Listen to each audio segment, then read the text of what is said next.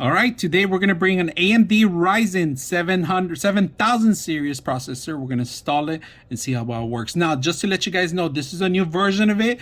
Is DDR5 version. You're going to DDR5 memory in order to make this run, and a DDR5 motherboard compare with the two. All right, so make sure you're aware of this, that this is a DDR5 that's going to support the actual CPU. So we're going to set it up and see how it works.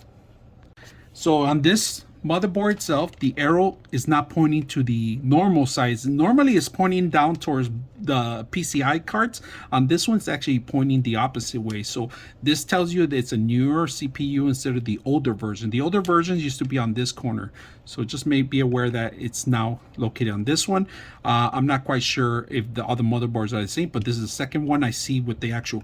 On the Ryzen chip, what they give you is they give you a sticker, all right? And that's pretty much it. Now, just be aware that this is the newer technology, so there is no pins no more on this one. They actually took on the Intel look now. Instead of bending the pins over like it used to, they're all embedded within the actual base itself. So the pins are no longer here.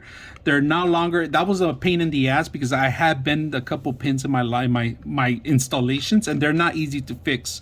If you break them, you can fix them too, but it takes a longer. Now, I like this new standard that they're going this direction because they're following the steps of Intel.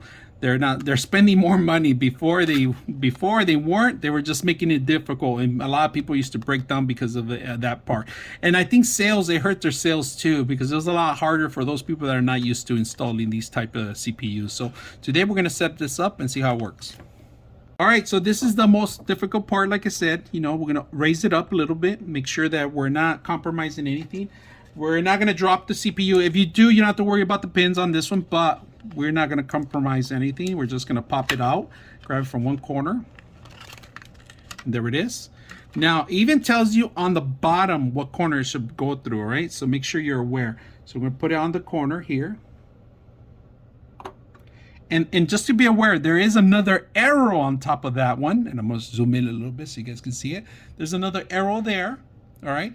Now, let's go ahead and close it up. And it's embedded properly.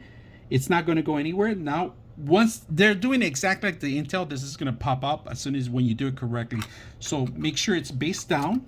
Once you do it down, it's going to bring the pins up. All right, so let's go ahead and pop it out. There it is. It popped out.